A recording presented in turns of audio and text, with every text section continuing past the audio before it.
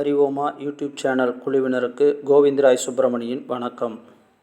ஜோதிடம் பகுதியில் 2025 ஆவணி மாதம் சிம்ம ராசிக்கான பொது பலனை பற்றி பார்ப்போம். சிம்ம ராசியிலேயே சூரியன் ஆட்சி பெற்று இருப்பதால் எடுத்த காரியங்களை செய்து முடிக்கக்கூடிய நம்பிக்கையும் செயல்பாடும் இருக்கும். சூரியனுடன் கேது சேர்ந்திருப்பதால் சிறு சிறு தடைகள் வந்தாலும் அவற்றையெல்லாம் கடந்து செய்யக்கூடிய செயல்களில் வெற்றி கிடைக்கும். ராகு 7ஆம் இடத்தில் இருப்பதால் மற்றவர்களை சிறிது அனுசரித்து சென்றால் அவர்களால் மறைமுக ஆதாயங்கள் கிடைக்கும். ராசிக்கு 3-10 மாதத்தின் 4 நாட்கள் 11ஆம் இடத்திலிருந்து அதன் பின்பு 12ஆம் இடத்திற்கு பயிற்சியாகிறார். ஆரம்பத்தில் தொழில் சார்ந்த விஷயத்திற்கு எடுக்கும் முயற்சிகளில் ஆதாயமும், 2ஆம் இடத்தில் செவ்வாய் இருந்து 8ஆம் இடத்தில் இருக்கக்கூடிய சனியின் பார்வை பெறுவதால் குடும்பத்தில் சகோதரர்கள் வகையாலும் மனைவி வகையிலும் இடம் சம்பந்தமாகவும் வண்டி வாகனம் சம்பந்தமாகவும் சிறு சிறு பிரச்சனைகள் வரும்.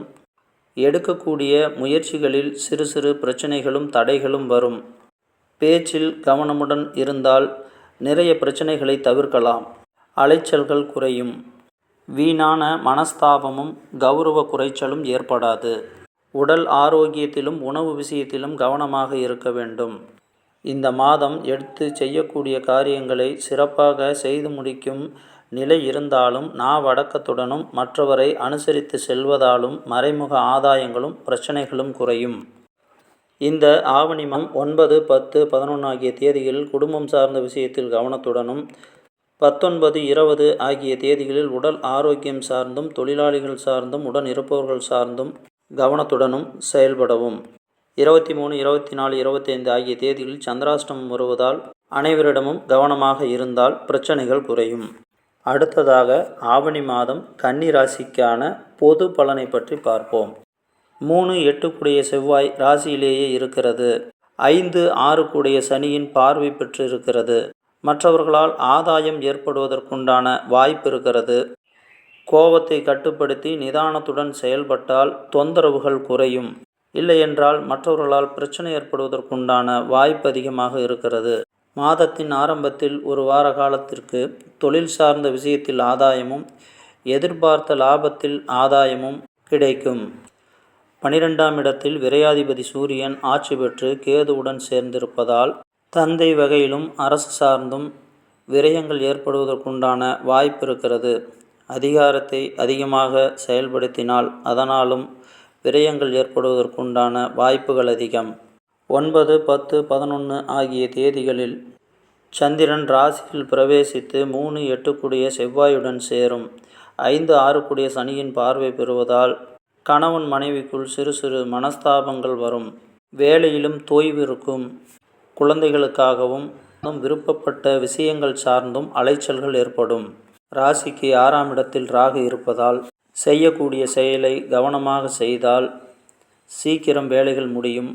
இல்லையென்றால் செய்யக்கூடிய வேலை ஒரு முறைக்கு இருமுறை செய்வது போன்ற நிலை உண்டாகும்.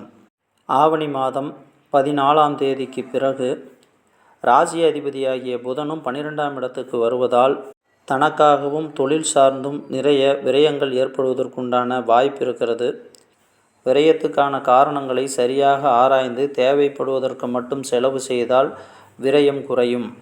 இந்த ஆவணி மாதம் 23, 24, 25 ஆகிய தேதிகளில் மீன ராசியில் சந்திரன் சேரும் காலகட்டத்திலும் 26, 27, 28 ஆகிய தேதிகளில் ராசிக்கு அஷ்டமத்தில் சந்திரன் வருவதாலும் இந்த நாட்களில் செய்யக்கூடிய விஷயங்களில் கவனத்துடன் இருக்கவும். இல்லையென்றால் தேவையற்ற தொந்தரவுகளும் விரயங்களும் ஏற்படுவதற்குண்டான வாய்ப்புகள் இருக்கிறது.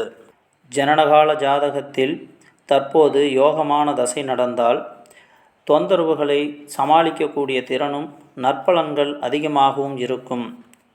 ஜனனகால ஜாதகத்தில் தற்பொழுது 6, 8, 12 போன்ற மறைமுக ஸ்தானங்களுக்கான தசையோ புத்தியோ நடந்தால் நற்பலன்கள் குறைவாகவும் கெடுபலன்கள் அதிகமாகவும் இருக்கும்.